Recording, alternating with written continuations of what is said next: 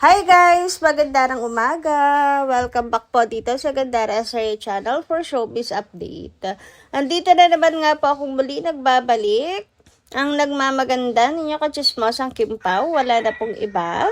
Ang lokaret na si Gandara SRU upang magatid sa inyo ng latest update and fresh happenings patungkol kina Kim Chiu and Paolo Avellino.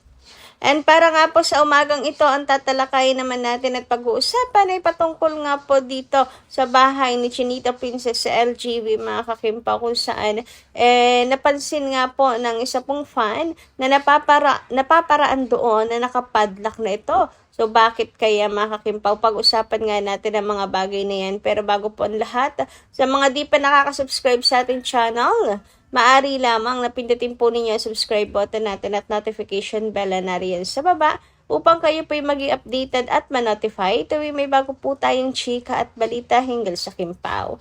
Basta mga balita na may kinalaman po kina Kim Chiu and Paolo Avellino, sagot na nga po natin yan. So, unahin na nga natin pag-usapan mga kakimpaw ang post ni Kimi at Liza Sobera Babes. Ayan, magandang umaga sa iyo at ang sabi nga niya, Paolo always has an extra jacket for Kim Chiu Avellino. Grabe nga naman. Oo nga, lagi siyang may extra jacket for Kim mga kakimpaw. Katulad na lamang nitong first picture na to mga kakipi na talagang may extra jacket si Pao. Kasi nga malamig mga kakipi. Lagi siyang always ready para po kay Kim. Tulad ng sabi ko, kasi nga si Kim po ang tumatakbo sa utak niya ngayon, mga kakimpaw. Kaya utak talaga po at isip ang pinapagana nila ngayon. Kasi nga, yun ba naman ang laman ng isip nila parate, ang isa't isa. Hoy, grabihan naman ngayon. Patunay lang talaga na inlababo ang isa't isa, mga kakimpaw. Anyway, dumako naman tayo dito sa picture na to, na kung saan, tingnan nyo naman nga kung paano makatitig, lalo ng mga bashers. Tingnan nyo kung paano makatitig si Paolo Avellino kay Kim. With ano po talaga yan, pagsilip talaga. Mga kakimpaw, gandang-ganda yan siya. Always ganyan po makatingin si Paolo kay Kim. May spark mga kakimpaw. Yung tipong lagi siyang na-amaze kay Kim. Gandang-ganda siguro. Or lagi, basta na-amaze lang siya kay Kim. Sa lahat ng aspeto kay Kim Chiu, 'di ba?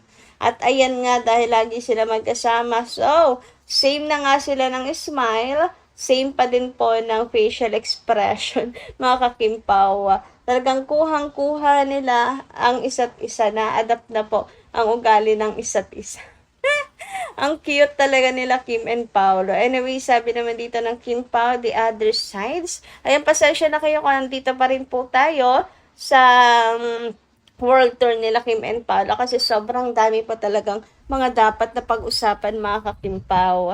At lunod na lunod pa rin talaga ako sa mga ayudas na to. Habang tahimik pa, nag-family time pa ang Kim Pao, dito po muna tayo. Anyway, sabi nga ni Kim Pao, the other side from the intimate send-off. Thank you, hashtag Kim Pao, for your time, for your kindness, and for your overwhelming presence.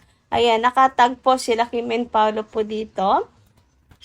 We love you and we will continue to support your every endeavor. Hashtag Kim Chiu, hashtag Paolo Avellino, hashtag Love Kim Pao World Tour, hashtag Kopino soon. And kahit saan dalhin ng Kim Pao, talagang susunod at susunod kami sa inyo. At patuloy na susuportahan kayo, Kim and Paolo. And grabe din talaga sila Kim and Paolo. After po ng concert talaga nila, meron po talaga silang time for their fans pa. O, diba? Time na yun eh. Yung show na yun para sa kanilang mga fans. Pero tulad nito, para maka-selfies sa kanilang dalawa mga kakipi. Hindi sila, kumbaga yung pagod, sinasantabi na nila yan para sa kaligayahan ng mga fans. Kaya sobrang mahal na mahal talaga ng Kim Pao fans sila Kim and Paolo. Anyway, dumako naman tayo pag-usapan nga ang tungkol po sa bahay ni Kim Chiu sa LGV mga kakimpaw kung saan kandado na nga daw po ito at matagal-tagal na rin walang tao at nakapagtataka nga daw ano kayang nangyari. So sabi nga dito nang nag-post po sa X, ayan, nagtataka siya, is Kim Chiu's house in LGV for sale or already sold? I pass by it every day and notice it's padlocked outside the gate and there are no more vehicles or people inside. It's been like that for 3 weeks. So matagal ko na tong nakitang post na ito mga ka-KP. Ayan o, May 5 pa mga ka-KP. But anyway, ayun na nga. Bakit sarado? Bakit walang tao? Walang mga sasakyan? At nakapadlock pa yung gate mga kakimpaw na para bang wala nang nag-aalaga dito at nagbabantay mga kakipi. So, kung for sale naman, for sure may nakalagay po doon na for sale mga kakimpaw. Or baka nga sold na to, nabenta na. O baka naman sadyang wala talagang tao mga ka-KP. Pero meron yan caretaker 'di ba? Kung sakali man mga kakimpaw na merong or hindi nagagamit yung bahay mga ka-KP. So bakit kandado? Bakit walang sasakyan and all? Basta nakapagtataka nga rin mga ka-KP. So, totoo kaya ito mga kakimpaw, pero araw-araw daw niyang nadadaanan. Anyway, sabi naman dito, ayan ang commentor, baka naitaya nila kung sa kasino at tatalo kaya nakapadlock. May bahay naman si Avelino, doon natitira si Prinsesa Chinita. Huy, grabe naman. Unconditional love daw. Dialogue palagi nila Cam at Kim Chiu. Anyari? Basta pera pinag-uusapan, nawawala ang unconditional love or consistent lang na tanga. Ayan. Grabe naman sa doon na titira. Si Kimi po ay no to live in hanggat wala pong kasal. Diba? At kaya ni Kim Chiu, may sarili po si Kim Chiu pera. At kaya ni Kimi pangalagaan yung sarili niya. Hindi naman sa hindi natin yun gusto. Pero doon lang po tayo sa facts mga kakimpaw. At ayaw ko rin magpaasa ng mga fans. Kung diluluman, ayan, lagi naman natin yung sinasabi. Pero kasi talagang ako sa paninindigan ni Chinita Princess kapag yan ang pinag-uusapan talagang mag-i-stand ako sa paninindigan ni Chinita Princess.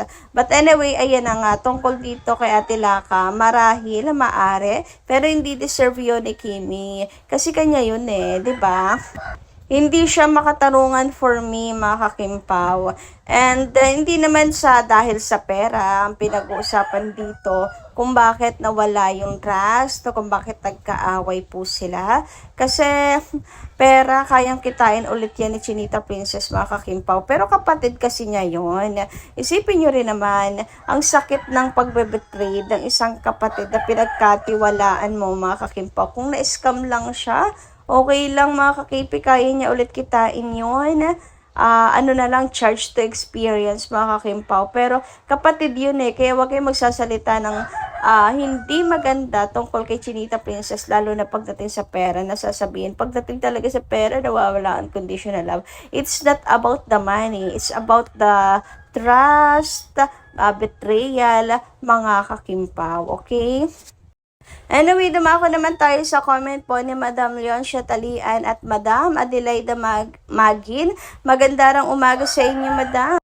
Let us support Kim Pao even if it is for real only. Si Paulo, many are waiting for him. Same with Kimi. If they come to know the real score, many suitors will court Kim. Many ladies are also praying for Paulo's attention. Maybe sa New York magbe-birthday celeb si Pao. Baka doon sa Paris bumili or nag-rent ng dresses si Kimi for her pictorial. Ayan, Kimi. Parang dito po sa Pinas kasi sa kwento ni Chinita Princess is kinontak muna niya. Tapos sinabing daw sila doong team sa Paris. Bumili na daw siya ng mga damit. So, dito sa Pinas yun, Ma'am Adelaida Magin. But anyway, tungkol naman dito sa comment ni Ma'am Leoncia Talian. So, even if after everything ng mga pag-amin, everything ng mga soft lunch, ganyan, sa world tour, hindi pa rin kayo naniniwala na KP is real, Ma'am Leoncia Talian? Yan po ba yon, Madam? But ayun, di ko naman kayo masisisi, di ko naman kayo judge kung bakit.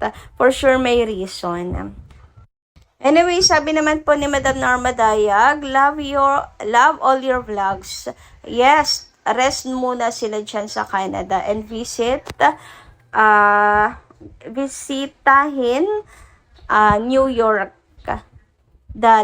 Then, let Paulo celebrate his birthday. Advance happy Natal Day, Paulo. More blessings to come. God bless you both.